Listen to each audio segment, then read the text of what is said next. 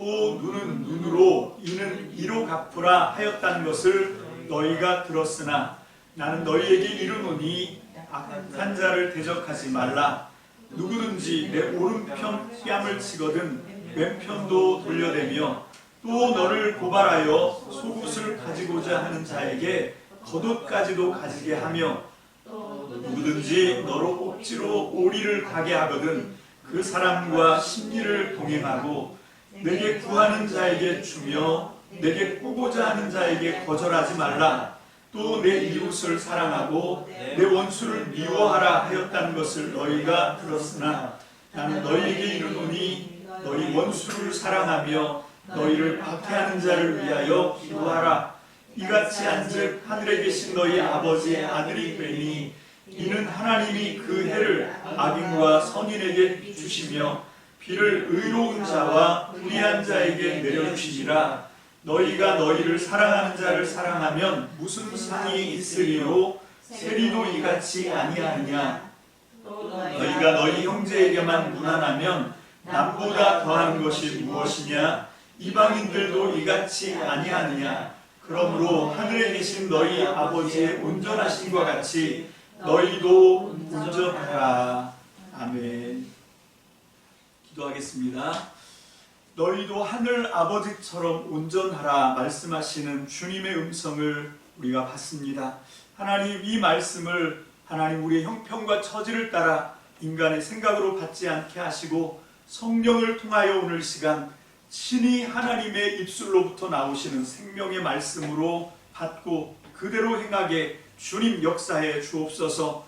너희도 하늘 아버지처럼 온전하라 라고 하시는 이 명령의 뜻을 우리가 제대로 깨닫기를 원합니다. 제대로 알아듣기를 원합니다. 우리 하나님께서 우리에게 이 말씀을 하신 그 본뜻, 하나님의 그 의도를 온전히 하나님의 뜻으로 깨달아 알아가는 복된 시간이 되게 축복하여 주시옵소서. 그러나 하나님, 우리가 이것을 지식으로 받지 않게 하시고 그렇게 하나님의 의도와 하나님의 뜻을 온전히 분별하고 깨달았으면 이제 우리가 우리의 삶의 그 뜻을 옮길 수 있도록, 하나님의 뜻대로 준행할 수 있도록, 하나님의 뜻대로 순종할 수 있도록 주님 우리에게 이 말씀대로 행하고 이 말씀대로 순종하고 이 말씀대로 살아갈 수 있도록 주님 우리에게 능력을 덧입혀 주시옵소서. 성령으로 이끌어 주시고 이 말씀을 우리의 삶에서 온전히 성취하게 하여 주시옵소서.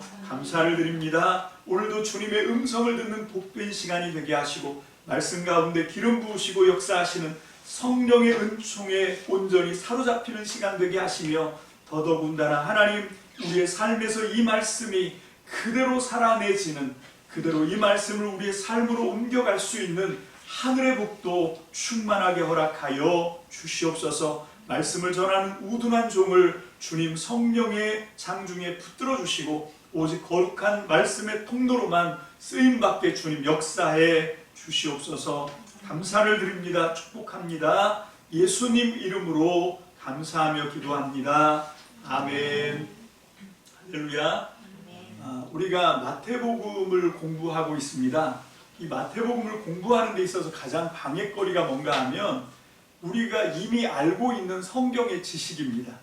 그 성경의 지식도 뭐 어떤 거는 정확하게 그 본뜻을 잘 알고 있는 것도 있지만 뒤죽박죽 섞여 있어요. 특히 이 복음서 공부를 할 때는 원칙이 있습니다. 그건 뭔가 하면 복음서를 공부하려고 하면 이걸 절대 뒤섞으면 안 됩니다. 여러분 우리 중국집 가면 항상 저의 영원한 갈등은 짜장을 먹을 거냐 짬뽕을 먹을 거냐, 이게 저의 영원한 고민이에요. 그래서 나온 게 뭡니까? 짬짜면이 나왔잖아요. 그 짬짜면이 짜장면을 짬뽕 그릇에다가 이렇게 넣어서 확 섞어주는 게 아닙니다. 어떻게 주지요? 그릇을 반으로 나눠서 짜장면은 짜장면으로 짬뽕은 짬뽕으로 그렇게 주지요. 그래서 짜장 맛도 보고 짬뽕 맛도 보는 거지, 그걸 한데 섞어 놓으면 그걸 누가 먹습니까? 그건 못 먹을 거예요. 복음서도 마찬가지입니다. 우리의 문제는 뭔가 하면 마태복음을 읽고 듣고 또 설교를 들으면서 요한복음에 있는 내용하고 마가복음에 있는 내용, 누가복음에 있는 내용을 뒤죽박죽 섞어서 들으니까 이게 안 들리는 겁니다. 어떻게 해야 되냐면 그 나머지 복음서의 정보들은 좀 싹 빼놔야 돼요. 내가 알고 있던 성경의 기초, 기본적인 상식 이런 것도 싹 빼놓고 그냥 마태복음만 오롯이 들어봐야 됩니다. 그래야 마태가 무슨 얘기를 하고 싶어 하는지, 뭘 주장하는지가 보이거든요. 그래서 우리가 마태복음을 우리가 함께 나눌 때는 그냥 마태복음 하나에만 우리가 좀 시선을 딱 모으고 나머지 다른 복음서에서 전달해주는 그런 어떤 정보들, 이런 거에 자꾸 이게 혼선이 빚어지면 요게 이제 방해를 받게 되는 거죠. 그래서 이 마태복음만의 이 마태복음이 주장하려고 하는, 마태복음을 통해서 하나님이 우리에게 깨우쳐 주려고 하는 분명한 하나님의 의도와 뜻이 있는데 그것을 보지 못하게 회방 놓는 그런 일이 좀 벌어지게 됩니다. 그래서 우리가 이 마태복음을 공부를 하는데 이 마태복음이 어떤 것들을 의도하고 있는지 이거는 공부를 해야 알 수가 있는 내용이에요.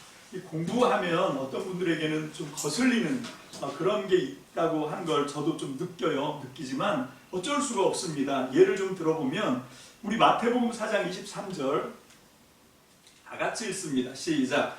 예수께서 온 갈릴리에 두루 다니사 그들의 회당에서 가르치시며 천국 복음을 전파하시며 백성 중에 모든 병과 모든 약한 것을 고치시니. 제가 참고 성구를 안 올렸군요. 네. 그럼 저 혼자서 읽도록 하겠습니다. 자, 잘 들어보셨죠? 다시 한번 읽어보겠습니다. 예수께서 모든 도시와 마을에 두루 다니사 그들의 회당에서 가르치시며 천국 복음을 전파하시며 모든 병과 모든 약한 것을 고치시니라. 제가 좀 전에 마태복음 4장 23절을 한번 읽고 다시 읽었는데 이게 똑같은 거였나요? 이건 여러분들이 다시 녹화된 유튜브로 올라간 우리 제 설교를 다시 한번 들어보면 알겠는데 살짝 다릅니다. 왜 다르냐면 장절이 틀려요. 제가 두 번째 읽은 건 마태복음 9장 35절을 읽었습니다. 그러니까 마태복음 4장 23절과 마태복음 9장 35절은 뭐만 다르냐면 23절은 예수께서 온 갈릴리에 두루 다니사 이렇게 온 갈릴리라고 되어 있는데 마태복음 9장 35절에서는 예수께서 모든 도시와 마을에 두루 다니사 이렇게 되어 있습니다. 그리고 마태복음 4장 23절에서는 천국 복음을 전파하시며 백성 중에 모든 병과 모든 약한 것을 고치시니 이렇게 들어가 있는데 마태복음 9장 35절에서는 천국 복음을 전파하시며 곧바로 모든 병과 모든 약한 것을 고치시니라 이렇게 되어 있어요. 여러분, 그리고 이건 헬라어 원어에 보면 이 백성 중에라고 하는 말이 아예 안 들어가 있습니다. 그러니까 이건 그냥 이 번역에 좀 약간 유감이 있는 거죠. 그러니까 이게 헬라어 원어로 보면 훨씬 더 똑같습니다. 뭐만 다르냐? 4장 23절 온 갈릴리 요게 들어간 거죠. 이 9장 35절에서는 모든 도시, 마을 이렇게 되어 있고, 자, 이건 뭘 의미하는 건가 하면 마태복음 4장 23절에서 9장 35절 사이에 있는 이야기는 바로 다름 아니라 이 얘기를 하고 있는 거다. 어떤 거?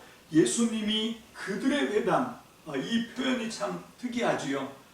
그냥 회당이라고 하지 않고 그들의 회당이라고 합니다. 여기서 그들은 누굽니까? 유대인을 가리키는 거예요. 이미 이제 유대인과 예수 그리스도가 어떻게 되어 있냐면 경계가 딱 그어져 있는, 파티션이 딱 쳐져 있는 겁니다. 그러니까 이 회당을 중심으로 모세 율법을 계속 고수하는 율법주의자들하고는 이제 예수 그리스도를 따라가는, 예수님은 새 율법을 선포하시잖아요. 내가 너희에게 새 계명을 준다, 새 법을 준다. 그게 뭡니까? 우리가 하나님을 마음을 다해서 사랑하고 내 이웃을 사랑하고, 요한복음으로 얘기하면 요한복음 13장에 서로 사랑하라, 이게 새 계명이죠. 그래서 우리는 옛 언약의 계명을 따라가는 사람이 아니라 새로운 언약, 새로운 율법의 말씀을 추종하는 그런 세력이다 해서 이제 그들의 회당이라고 표현을 하고 있는데, 어쨌건 회당에서 가르치고 천국 복음 전파하시고 모든 병, 모든 약한 것을 고치시는 이야기, 그게 마태복음 5장에서부터 9장까지 이렇게 쭉 이어지는 내용이겠구나, 이런 걸 알 수가 있어요. 여러분, 이게 이 마태가 이런 거를 장착을 해놓고 있는 거거든요. 내가 지금 그냥 막 쓰는 게 아니라 의식의 흐름을 따라서 그냥 써지는 대로 막 쓰는 그런 것도 있습니다. 여러분 아실지 모르겠는데 저 교과서에 옛날에 그 이상이라고 하는 아주 괴짜 시인이 한 분 계세요. 그분이 시를 썼다고 하는데 제가 볼 때는 전혀 시 같지가 않아요. 그냥 애들이 옹알이 하는 것처럼 그냥 같은 문장을 계속 얘기하는 거예요. 뭐 한 아이가 골목을 향해서 뛰었다. 그 얘기를 그냥 수십 번 해놓고 그걸 시다. 그걸 이 시라고 봐주니까 시죠. 이게 그런 것들이 그냥 의식의 흐름을 따라 쓰고 싶은 대로 막 갈기는 거죠. 그렇게 하는, 근데 우리 성경은 그렇게 쓰여진 게 하나도 없습니다. 성경 66권은 전부 어떤 목적과 의도를 따라서 굉장히 치밀하게 구조와 문법 뭐 이런 모든 것들을 총동원해서 잘 쓰여진 그런 작품들이거든요. 그래서 그런 것들을 우리가 아무 의식 없이 읽어버리면 이게 깨달아질 수가 없습니다.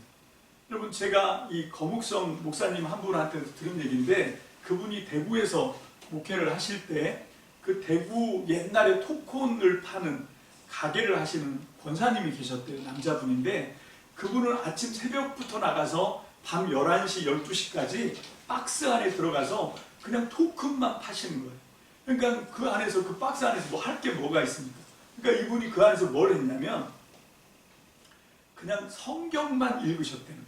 성경만 읽다가 누가 토큰 주세요 하면 토큰 팔고 이것만 이제 쭉 계속 했는데 근데 놀라운 사실 그렇게 한 10년 넘게 성경을 읽으셨다고 하는데 물어보면 모르신다는 거죠. 왜 그런가 하면 그냥 읽어서 그래요. 그냥 아무 의식 없이 읽어서 그렇습니다. 이거는 분명히 어떤 기본적이고 기초적인 어떤 내용들을 좀 알아야 되거든요. 특히 오늘 이 본문 말씀 마태복음 5장 38절로 48절 말씀을 잘 이해하려고 하면 이게 지금 예수님이 무슨 얘기를 하려고 하는지는 알려고 하면 여기 있는 이 말 갖고만은 알 수가 없습니다.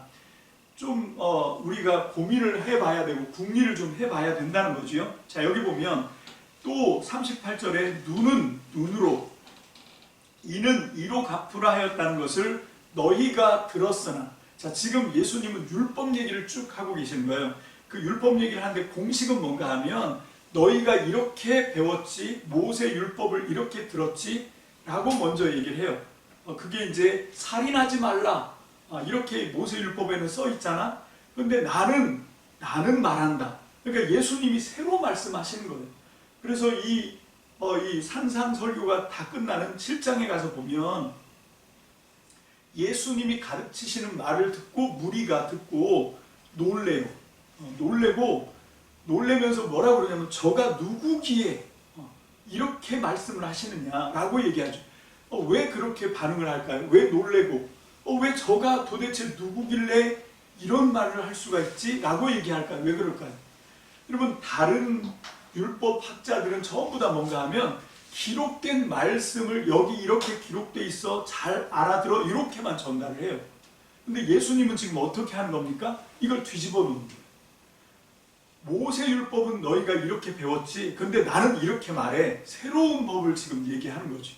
그러니까 사람들이 놀라는 거예요. 그러니까 사람들이 반응하기를 아니 자기가 누구길래 아니 지가 누구라고 모세율법의 권위를 뒤집고 자기가 새로운 그래서 히브리서에 말씀하는 거예요. 예수님이 모세보다 더 큰 분이라고. 지금 예수님은 모세의 율법을 배운 대로 그대로 전달하는 그런 다른 일반의 율법학자들이나 서기관들, 랍비들이 아니라 지금 예수님은 모세를 통해서 전달된 율법이 오해가 됐던 거죠. 잘못 오용이 됐던 겁니다. 그걸 바로 잡는 거예요. 그 예로 오늘 이 시간 눈에는 눈, 이는 이 얘기를 하는 거지. 그런데 39절 다 같이 볼까요? 시작. 나는 너희에게 이르노니 요게 다른 거예요. 너희가 듣기는 눈은 눈, 이는 이로 갚으라고 하였다는 걸 너희가 들었지. 그런데 나는 이제 새롭게 말한다는 거예요. 새 율법을 얘기하는 거지요. 뭡니까? 악한 자를 대적하지 말라. 이게 무슨 얘기인가 하면 어떤 사람이 내 눈을 하나 뽑았어. 그러면 그대로 나도 눈에는 눈 하나 뽑는 걸로. 그리고 어떤 사람이 내 이빨을 하나 뽑았어. 그럼 어떻게 합니까? 나도 그 사람 이 하나 뽑는 걸로 갚아줘라. 이게 이제 모세 구약에 있는 율법의 내용이거든요. 자, 그런데 예수님은 뭐라 그러냐면 그거 하지 말라는 거예요. 악한 자를 대적하지 마라. 그러면서 예로 드는 게 뭔가 하면 뺨 때리는 겁니다. 자, 누구든지 내 오른편 뺨을 치거든. 자, 여러분 옆에 있는 사람 한번 쳐다보시고요.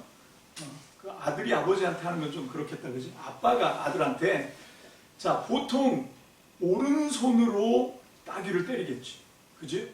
오른손으로 상대편 오른뺨을 때려 보십시오. 어떻게 때려야 돼? 자, 세웅이 오른뺨, 거기는 왼뺨입니다. 왼뺨이지. 그러니까 이렇게 때려야 되나? 그게 아니고 손등으로 때리는 겁니다. 네. 오른뺨을 친다는 얘기는 상대방이 오른손으로 오른손 손바닥으로 치는 게 아니라 손바닥으로 맞아도 기분 나쁘죠. 근데 유대인들은요, 손등으로 맞으면 100배, 1000배 더 모멸감을 느낍니다. 왜냐하면 이건 그런 느낌으로 때리는 거거든요. 손등으로 때리는 거. 이건 정말 저주 중에 극악한 저주예요. 이게 오른뺨을 치거든입니다. 그러니까 상대편 손등으로 내 오른뺨을 맞은 거예요. 여러분, 이거는 완전히 나의 존재를 완전히 인정하지 않는다는 가장 극악한 그 멸시의 표현이 손등으로 치는 겁니다. 손등으로 내 오른뺨을 맞은 거거든요. 자, 그렇게 했을 때 지금 예수님이 하시는 말씀은 오른뺨 딱 치거든 왼뺨도 때려줘 하고 대라는 거예요. 그 자리에서 즉시. 여러분, 이거는 오히려 상대방을 더 죽이는 거죠. 상대방이 화가 나서 불을 참지 못하고 감정 조절이 안 돼서 내 뺨을 딱 때렸어요.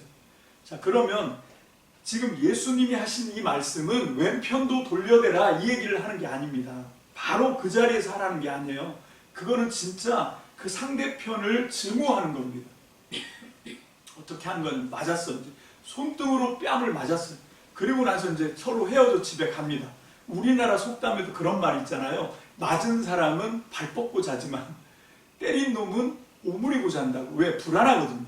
내가 화가 나서 내 감정을 조절하지 못하고 내 분을 못 이겨서 내가 그 친구한테 해놓고 나서도 때리고 나서 그것도 그냥 손바닥으로 때린 게 아니라 손등으로, 이거는 그 율법에 의해서 유대인들의 전통에 의해서 저주하는 건데 그렇게 상대편 오른뺨을 내가 손등으로 때렸어.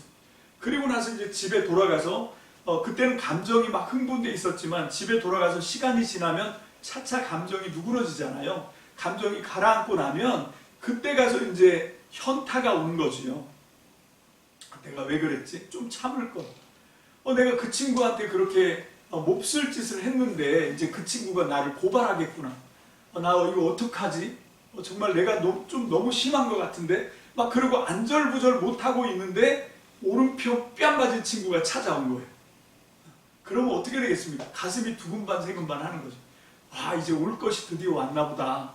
이 친구가 이제 나한테 와서 따지겠지. 그럼 내가 뭐라고 해야 되지? 막 그러고 막 불안해하는데 그때 와서 이 친구가 와서 하는 말이 이렇게 얘기하는 거죠.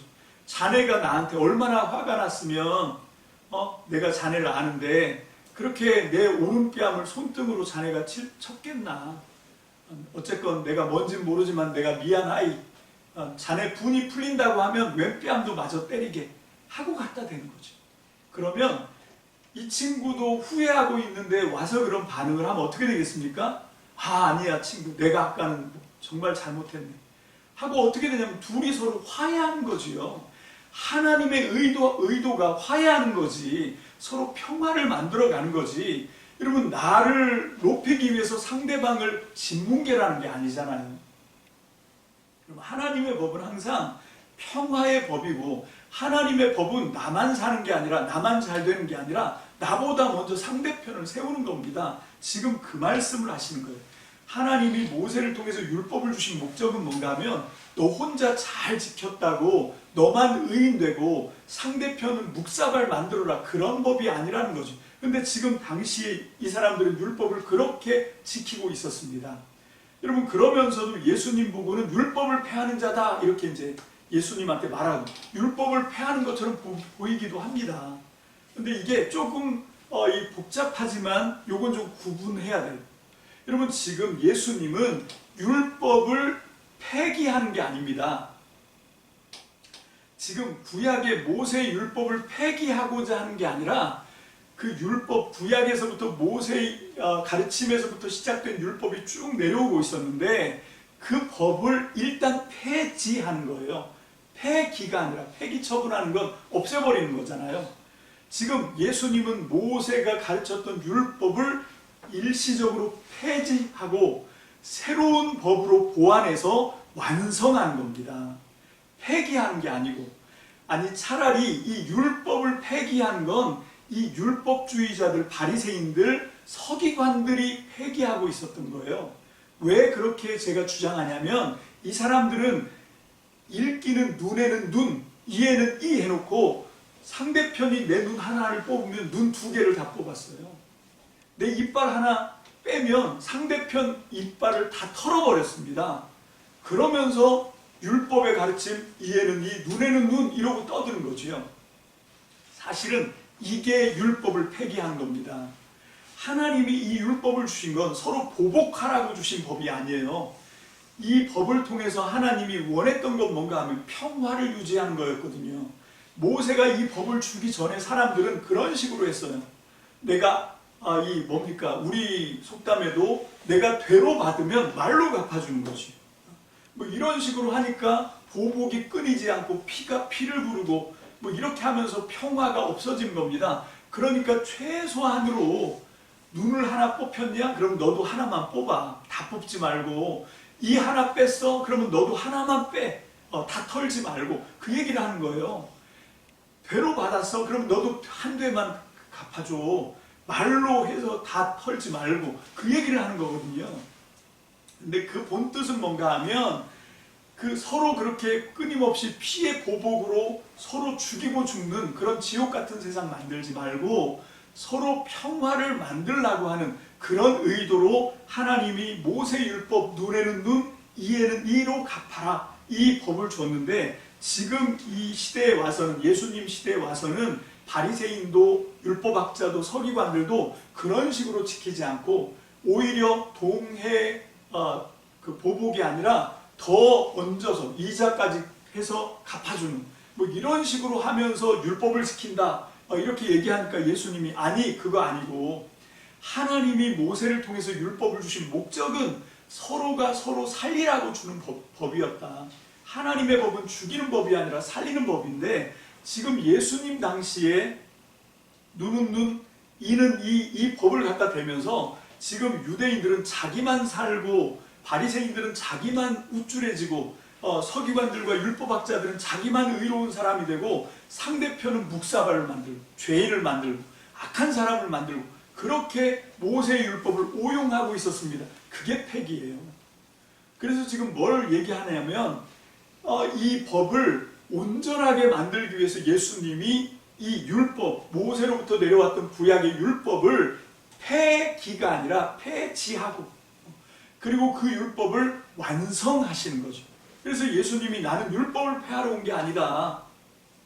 나는 율법을 완성하러 왔다. 성취하러 왔다. 이렇게 말씀을 하신 겁니다. 그래서 예수님이 이 법을 어떻게 완성하시냐면 오른편 뺨치거든 왼편 뺨도 돌려대고 너를 고발해서 속옷 달라고 하면 겉옷까지 다 몽땅 벗어서 주고 또 내가 구하는 자에게 꾸고자 하는 자에게 거절하지 말고 그리고 이 뭡니까 오리 가자 하면 심리 가지고 뭐 이렇게 얘기하는 이게 뭔가 하면 하나님이 율법을 주신 의도가 그렇게 평화를 만들고 관계를 회복하라 라고 하신 그걸 얘기하라는 거, 그걸 말씀하시는 거지 여기 있는 이걸 문자 그대로 지켜라 라고 얘기하는 게 아니라는 거죠.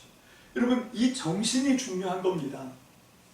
예수님이 말씀하신 건 서로를 위하고 서로 사랑의 관계를 맺으면서 서로 어떻게 하라는 겁니까? 평화로운 관계 회복을 향해서 가야 된다.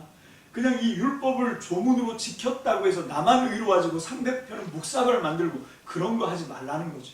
그런 거 하지 말고 제발 서로를 살려주는 서로를 세워주는 그런 정신이 중요한 거지 여기 있는 이 문구 이게 말이 이게 중요한 게 아니다 라고 하는 것. 우리가 분명히 깨닫고 이 말씀에 우리가 순종하는 저와 여러분들 되시길 주님의 이름으로 축복합니다. 그게 오늘 말씀의 결론이지만 그게 뭔가 하면 바로 이 하늘에 계신 너희 아버지의 온전하신 같이 너희도 온전하라. 여러분 여기서 너희라고 되어 있지 너가 아닙니다. 그러니까 한 개인에게 너 하나님처럼 온전해져 이렇게 얘기하면 우리는 할 수 없어요. 여기서 우리가 하나님이 온전하신 같이 너희도 온전하라 라고 이 어떤 공동체 한 사람이 아니라 두세 사람으로 묶어서 말씀하시거든요. 여러분 이거는 다름 아니라 교회에게 주신 말씀입니다. 여러분 왜 우리가 교회로 모여 있습니까? 이것 때문에 그래요. 한 사람 한 사람은 이 율법의 말씀을 우리가 지켜 살기가 여러분 힘든 정도가 아니라 이건 불가능합니다. 여러분 이거는 내가 정말 불가능해요. 어떻게 해야 되냐면 죽어야 됩니다. 죽었다 깨면 안 돼요. 왜? 깨면 내가 산 거니까. 여러분 내가 살아서는 이게 안 됩니다. 그래서 아까 우리가 성찬식을 한 거잖아요. 예수님의 살과 예수님의 피를 내가 먹고 마심으로 나는 죽고 내 안에 그리스도가 살아나셔야 됩니다. 그래서 이건 내가 할 수 있는 게 아니라 내 안에 그리스도, 부활하신 그리스도, 나는 죽고 나는 십자가에 못 박히고 나는 부정되고 부인되고 내 안에 예수 그리스도가 말씀으로 성령으로 나를 주장하고 이끌어가야 이 법을 온전하게 지킬 수 있어요. 그리고 하나님이 온전하심처럼 우리도 온전하게 될 수 있습니다. 자, 그런데 이걸로 부족합니다. 여러분 그렇게 예수 그리스도의 살과 피를 먹고 마심으로 주님을 내 안에 실존적으로 영접하고 그래서 나는 십자가에 못 박히고 나는 부정되고 부인되고 나는 죽고 내 안에 부활하시고 살아나신 그리스도로 그의 말씀과 성령으로 그렇게 행하면서도 뭐가 필요하냐면 그런 사람들끼리 모여서 두세 사람이 모여서 교회 공동체가 돼야 돼요. 한 사람으로서는 어렵습니다. 여러분 그래서 우리가 서로 연합하고 서로 제자가 되고 제자 삼고 그러면서 그 연합 공동체 이 교회 공동체가 한 마음 한 뜻으로 성령이 하나 되게 하신 그 한 마음 한 뜻으로 이 하나님의 법 예수 그리스도가 세우신 새 율법을 지키려고 할 때 가능해지는 거예요. 지금 이 마태복음은 그런 조건을 바닥에 깔고 하늘에 계신 너희 아버지의 온전하신 같이 너희도 온전하라 라고 하는 정말 불가능해 보이는 이 명령을 명령하고 있는 것입니다. 여러분 이거는 그냥 불가능하니까 난 못해 이렇게 반응하라고 주신 말씀이 아니에요. 이건 어떻게 하냐면 그렇죠. 나로서는 실존적으로는 불가능합니다. 나는 못합니다. 이걸 먼저 깨달아야 돼요. 근데 나는 못하는데 할 수 있는 방법이 아예 없냐? 그거 아니라는 거죠. 어떻게 해야 되냐? 내가 이렇게 나를 십자가에 못 박고 나를 부인하고 나를 처리하고 나를 죽이고 그리고 내 안에 그리스도가 부활해서 살아나는 거듭남이죠. 새로 태어나는 겁니다. 중생입니다. 이 은혜를 먼저 덧입어야 돼요. 근데 그걸로 다 되는 게 아니고 그렇게 거듭나고 이 예수 그리스도의 삶으로 다시 회복된 예수가 살아난 삶으로 다시 출현한 그게 그리스도입니다. 그렇게 거듭난 다음에 거듭난 사람들끼리 두세 사람 또는 10명 이렇게 모여서 같이 이 고민을 나누는 거죠. 같이 고민을 나누고 그걸 돌파하기 위해서 서로가 서로를 위해서 기도해주고 서로가 서로를 위해서 중보해주고 그러면서 마치 그게 내일인 것처럼 마음을 쏟고 정말 관심을 드리고 그러면서 함께 기도할 때 서로가 서로를 세워가면서 하나님의 교회가 예수 그리스도의 성품 안에서 하나님의 형상으로 완성되는 겁니다. 이게 지금 예수님이 이 땅에서 꿈꾸시는 하나님의 나라예요. 마태복음 지금 그걸 얘기하고 있는 겁니다. 그걸 이룰 수 있는 저와 여러분들 되시길 주님의 이름으로 축복합니다. 그래서 이 마태복음에는요 다른 복음서에는 없어요. 요한복음에 한두 번 나옵니다. 어떤 게 나오냐면 예수님이 하신 어떤 일들이 율법을 성취하는 거였었다라고 하는 그 성취 인용 본문이 나오죠. 제가 크리스마스 성탄절에 설교할 때 예수님이 이집트로 피신하고 요셉의 아들로 태어나고 근데 그런 것들을 전부 예언서의 말씀, 율법의 말씀을 갖다가 끌어붙이면서 마태복음 뭐라 그러냐면 이 사건이 이렇게 일어난 건 구약의 이 예언자의 예언을 성취하기 위함이었어. 이렇게 이제 다 얘기를 하는 또 그런 거잖아요. 자, 그래서 제가 이 마태복음에만 뭐 열 몇 번이 나와요. 이 성취 인용 본문이. 그러니까 마태는 다른 복음서는 없습니다. 예를 하나 들어보면 그 예수님의 공생의 출발에 어떤 사건이 있었냐면 세례 요한이 옥에 갇혀 이 감옥에 갇히는 사로잡혀서 옥에 갇히는 그 사건이 일어나거든요. 그래서 세례 요한이 잡혀서 헤롯 왕에 의해 사로잡혀서 옥에 갇혔다는 그런 소식을 듣고 나서 예수님이 비로소 뭐라고 말씀하시냐면 회개하라 천국이 가까이 왔다 이렇게 이제 선포하면서 공생애를 드디어 시작한 그런 이야기가 마태복음뿐만 아니라 마가, 누가, 공관복음서들이 똑같은 얘기를 합니다. 그런데 다 그렇게 비슷하게 쓰지만 이 마태복음처럼 쓰는 데는 마태가 유일해요. 뭐라고 썼는지 제가 한번 읽어봅니다. 마태복음 4장 12절로 17절인데요. 개역 개정으로 봅니다. 예수께서 요한이 잡혔음을 들으시고 갈릴리로 물러가셨다가 나사렛을 떠나 스불론과 납달리 지경 해변에 있는 가버나움에 가서 사시니 이는 선지자 이사야를 통하여 하신 말씀을 이루려 하심이라 일렀으되 스불론 땅과 납달리 땅과 요단강 저편 해변길과 이방의 갈릴리여 흑암에 앉은 백성이 큰 빛을 보았고 사망의 땅과 그늘에 앉은 자들에게 빛이 비치었도다 하였느니라. 이때부터 예수께서 비로소 전파하여 이르시되 회개하라 천국이 가까이 왔느니라 하시더라. 다른 복음서에서는 그런 게 없는데 공관복음, 그런데 유독 이 마태복음에서는 이 이사야 9장 1절 2절을 인용한 거예요. 이사야 9장 1절 2절의 예언의 말씀이 이 사건을 통해서 이렇게 성취됐어 라고 얘기하면서 예수님의 공생애를 소개를 하고 있습니다. 자, 이런 식으로 마태복음에는 열 몇 번을 예수님이 하신 이야기를 기록하면서 이거는 구약의 사건을 성취하시는 사건이야, 구약의 예언이 이렇게 성취되었어 라고 지금 얘기하고 있습니다. 왜 그렇게 할까요? 이유가 뭡니까? 오늘 우리 조금 전에 배웠잖아요.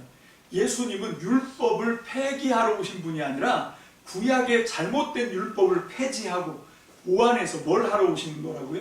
하나님의 법을, 하나님의 뜻을 완성하시는 분이다. 그래서 하나님의 법이, 하나님의 뜻이 완성되어야 이 땅에 새 율법, 새 계명을 가지고 하나님의 나라가 시작되는 거지.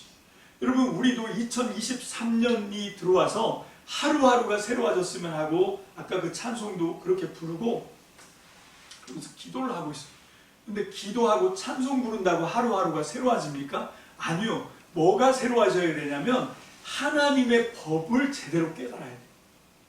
여러분, 이런 게 있잖아요. 뭐가 있냐면 이게 이건 노아 현상이라고 하더라고요. 걸음걸이에도 보면 자세라고 하는 게 있어요.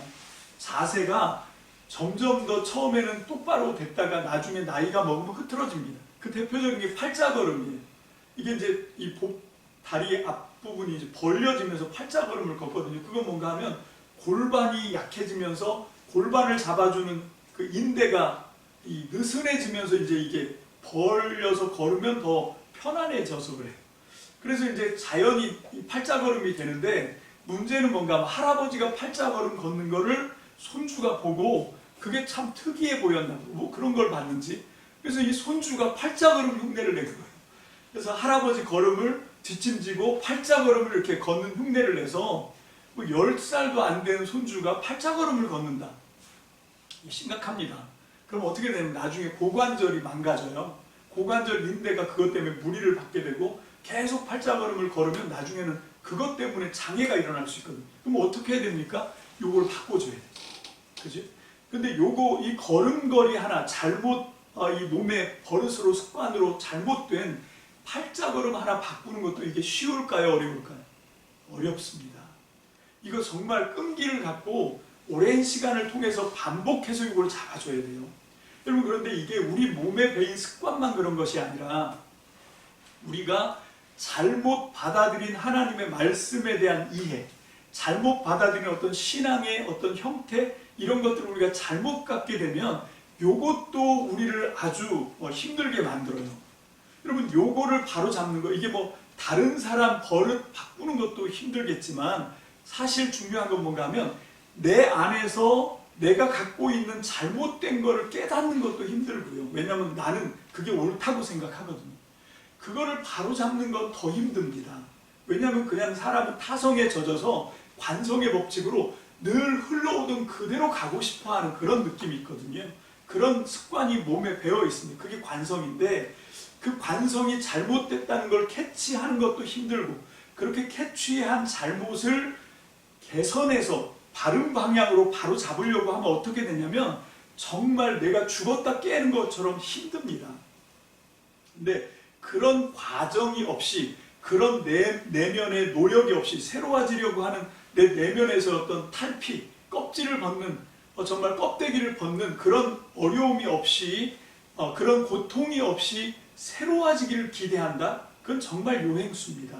감나무 밑에 내려가서 입 벌리고 있는 거랑 똑같은 그냥 요행만 바라는 절대로 새로워질 수 없어요. 정말 2023년 달력이 새 것이라고 새로워지는 것이 아니라 그렇다고 매일매일이 새로워지는 것이 아니라 정말 새로워지기를 원한다고 하면 먼저는 내 안에 내 내면을 좀 들여다봐야 돼. 내 내면 안에 뭐가 지금 잘못되어 있는가 그것들을 통해서 우리가 새로워질 수 있는 단초가 내 속에 있습니다. 이 습관과 이 잘못된 어떤 의식과 이런 것들을 깨닫고 그것들을 개선하려고 애쓰고 힘쓰고 노력을 투자해야 합니다. 여러분 그렇게 해서 껍데기를 벗는 것처럼 껍질을 벗는 것처럼 그렇게 나 자신을 탈피하고 나 자신을 개선하고 그렇게 하는 노력을 기울이지 않고 내가 새로운 걸 기대한다. 이거 말이 안 되는 거예요. 여러분 요즘 그 남자분들 같은 경우는 뭐 여자들은 다이어트를 하려고 하고 남자분들은 몸 만들기 그런 거 하잖아요. 그죠? 여러분 늘 꿈꾸고 기대한다고 몸이 저절로 만들어집니까? 아니죠. 여러분 시간을 투자해야 됩니다. 운동이라는 걸 해야 돼요. 그래서 뭐 복근을 만든다 하면 뭐 윗몸 일으키기 이런 걸 나랑 약속을 하는 거죠.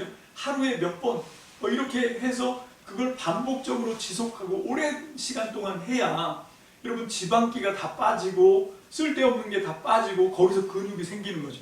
여러분 이게 몸만 그런 게 아니에요. 신앙도 마찬가지입니다. 우리가 하나님의 말씀으로 정말로 바른 말씀으로 돌아와야 돼요. 여러분 그런데 그 바른 말씀은 어떻게 받을 수 있냐면 다른 데서 끼웃거린다고 되는 게 아닙니다. 여러분 그건 뭔가 하면 하나님이 우리 참믿음 교회라고 하는 교회 공동체를 주셨거든요. 그 안에 하나님이 그 안에 있는 구성원들 성도들에게 허락하시는 기름 부으심이 있습니다. 여러분 그 기름 부으심 안에서 배우면 충분해요. 여러분 지금 그 말씀이 요한일서 2장 27절 말씀인데요. 제가 한번 읽어봅니다. 여러분들은 잘 귀를 쫑긋 세우고 들어보십시오. 너희는 주께 받은 바 기름 부음이 너희 안에 거하나니 아무도 너희를 가르칠 필요가 없고 오직 그의 기름 부음이 모든 것을 너희에게 가르치며 또 참되고 거짓이 없으니 너희를 가르치신 그대로 주 안에 거하라. 자, 이렇게 말씀하고 있는 게 요한일서 2장 27절 말씀이거든요. 근데 이 말씀은 종종 그러니까 공부할 필요 없네 여기로 잘못 적용할 수 있습니다. 근데 지금 이 말씀은 그런 의도로 주신 말씀이 아니에요. 이건 문맥 안에서 봐야 되는데 지금 이 문맥은 뭔가 하면 요한일서 2장의 문맥이거든요. 그 요한일서 2장의 문맥은 적그리스도에 대한 이야기를 하고 있습니다. 그 적그리스도라고 하는 게 뭔가 하면 교회를 깨뜨리는 게 적그리스도예요. 교회를 세우는 게 아니라 교회를 허무는 일을 하는 그 적그리스도 얘기를 하는 거거든요. 그래서 이 적그리스도를 배격하는 그런 말씀이 요한일서의 신학 중에 하나입니다. 그래서 왜 이 적그리스도가 생겼냐? 지금 여기에 나오는 너희가 주께 받은 기름 부음 그게 너희 안에 있고 그러니까 그 공동체 이건 너희는 공동체 얘기를 하는 거고 요한 계열의 교회 공동체 안에 이미 주님이 허락하신 주께서 기름 부으신 그 기름 부음이 있는 거예요. 그런데 그 안에 있었던 구성원 몇몇이 이 교회 공동체 안에서 배우는 그 하나님의 말씀 기름 부으심 이걸로 만족하지 않고 다른 데를 간 거죠. 갈 때 못 갈 때 다 쫓아다니고 들을 말 못 들을 말 다 듣고 잘못된 그 적그리스도의 거짓된 가르침에 사로잡혀서 와가지고 이제 그거 가지고 교회 공동체에 분란을 일으키고 그거 하지 말라고 하시는 말씀이에요, 이게. 그러니까 다른 데 가서 굳이 시간 들여서 발품 팔아서 다른 데 가서 배울 일이 아니다. 교회 공동체 안에 이게 주님의 몸된 공동체면 그 안에 우리에게 충분한, 우리에게 필요한 그게 기름 부으심을 통해서 우리에게 다 흘러 들어간다. 근데 그것이 아무것도 하지 않아도 된다는 걸 얘기하는 게 아니고요. 여러분이 요한일서만 해도 요한일서가 1장부터 5장까지 있는데 그게 다 공부하라는 말씀이에요. 여러분 거기 다 교훈과 율례와 이 규율들이 거기에 빼곡하게 나옵니다. 이렇게 하고 이렇게 하지 말고, 여러분 이게 다 이 교회를 세우는 일에 있어서 성도를 온전하게 하는 일에 있어서 주시는 말씀이거든요. 여러분 제가 이 말씀을 왜 드리는고 하면 2023년 우리의 목표가 뭔가 하면 여러분 새로워지는 겁니다. 그런데 다시 말하지만 이 새로워지려고 하는 이 목적이 여기 목표가 뭔가 하면 하나님이 온전한 것처럼 우리도 온전해져야 되는데 그게 그냥 우리가 마음만 먹는다고 되는 것이 아닙니다. 어떻게 해야 되냐? 교회 공동체 안에서 여러분 먼저는 내가 거듭나야 돼요. 여러분 내가 살아있으면 안 됩니다. 여러분 내가 살아서 내가 뭘 하려고 하면 다 망가집니다. 어떻게 해야 되냐면 나는 날마다 십자가에 부인하고, 그래서 기도하는 거죠. 나를 십자가에 못 박고, 그리고 우리가 성찬식을 통해서 받은 살과 피도 그렇지만 여러분 이건 여러분 의식입니다. 여러분 내가 빵과 포도주를 먹었으니까 이제 나는 예수님이 들어왔다. 여러분 이 살이 말씀이고요. 여러분 이 피가 성령입니다. 그러니까 예수님의 말씀과 성령님을 내가 받아들이는 어떤 의식의 표현이지 그냥 빵과 포도주를 먹었으니까 나는 이제 더 이상 안 해도, 그게 아니에요. 그래서 우리가 매일매일 하나님의 말씀을 사모하고 그 말씀을 받고 그걸로 부족하고 성령의 인도를 따라가야 됩니다. 성령을 구해야 돼요. 하나님의 말씀 위에 부어주시는 게 성령의 기름 부심입니다. 그렇게 해서, 근데 그게 나 혼자 안 되고 교회 공동체, 우리가 서로 내가 너고 네가 나고 이게 완전히 하나가 돼야 돼요. 서로가 정말 신뢰해야 됩니다. 목숨도 주고받을 만큼의 신뢰가 있어야 돼요. 그래서 정말 나를 아까 우리 뺨 때린 그 비유처럼 나를 뭡니까 이렇게 온전하게 하기 위해서 상대방을 이용해서는 안 돼요. 먼저는 나를 밟고 상대방을 더 높이 띄우게 하려고 하는 그런 의지가 필요합니다. 여러분 이게 우리 속에서는 안 나와요. 여러분 내가 십자가에 못 박히고 내가 부인되고 내 안에 그리스도가 살아나셔야만 나올 수 있는 품성이라고 저는 생각합니다. 그렇게 해서 우리가 서로를 말씀과 성령 안에서 세워가는 그런 공동체가 될 때 우리 참믿음 공동체는 하나님의 나라가 되는 거죠. 여러분 이 밑바탕을 흐르고 있는 그 가장 큰 흐름이 뭔가 하면 사랑입니다. 그게 아가페예요. 그래서 예수님이 내가 너희에게 새 법을 준다. 그게 뭐라고요? 서로 사랑해라. 너희가 서로 사랑하면 너희가 내 제자라고 하는 걸 온 세상이 다 알게 될 거다. 여러분 2023년 우리가 새로워지기를 원합니다. 할렐루야. 아멘. 그렇게 하려면 오늘 주신 말씀을 마음판에 잘 기억하시고, 여러분 이게 가장 밑바탕에 흐르고 있는 사랑의 법을 따라서 우리가 그 사랑과 말씀과 성령, 여러분 요 세 가지를 통해서 저와 여러분들이 2023년 하루하루가 새로워지는 은혜가 있게 되시기를 주님의 이름으로 축복합니다. 축복합니다. 기도하겠습니다. 할렐루야. 살아계신 주님, 주님의 사랑과 은혜를 감사합니다. 이제 2023년이 밝았고 오늘이 벌써 1월 8일 둘째 주입니다. 하나님, 우리가 어떻게 새로워져야 하는지, 그저 우리가 캐치프레이즈를 만들고 그리고 그렇게 피켓을 들고 흔들며 외친다고 해서 우리가 새로워지는 것이 아니라 정말로 새로워지는 그 길을 오늘 말씀을 통하여 깨닫게 해주시니 감사합니다. 하나님, 오늘 시간 주신 새 율법, 사랑의 법, 그 법을 통해서 하나님 정말 우리가 나만 아니라 우리 공동체, 우리의 지체들을 먼저 서로 세워가는 하나님 그런 사랑의 관계가 잘 형성되기를 원합니다. 그 일을 위해서 가장 먼저 나 자신을 날마다 부인하고 십자가에 못 박는 하나님 부단한 그 노력을 기도 안에서 성령 안에서 말씀을 통하여 우리가 이루게 하시고, 그래서 정말로 내가 부정되고 내 안에 살아나신 그리스도 거듭남을 통하여 하나님 우리가 교회를 세우고 우리의 지체들을 성장시키고 온전하게 만드는 일에 하나님 쓰임받는 통로 되게 도와 주옵소서. 그래서 하나님 우리가 서로가 서로를 세워가는 그 사랑의 교제를 통하여 그 사랑의 헌신을 통하여 사랑의 섬김을 통하여 오늘 이 말씀 그러므로 하늘에 계신 너희 아버지가 온전하심처럼 너희도 온전하라 라고 하시는 말씀이 정말로 2023년 하루하루 모든 순간순간에 온전히 성취되는 축복을 맛보게 도와 주시옵소서. 그대로 될 줄로 믿습니다. 온전케 될 줄로 믿습니다. 하나님, 그 일을 이제 우리가 배웠으니 하나님 이 말씀대로 순종해 살 수 있도록 주님, 우리가 말씀을 따라 순종하는 은혜의 영도 허락하여 주옵소서. 이 말씀 가운데 성령 기름 부어주시고 하나님, 우리 참믿음 교회를 더 든든하게 온전하게 세워가시기를 원하시는 하나님의 뜻이오니 주님, 그대로 이루어질 수 있도록 성령님 역사하여 주시옵소서. 감사합니다. 예수님의 이름으로 축복하며 기도합니다. 아멘.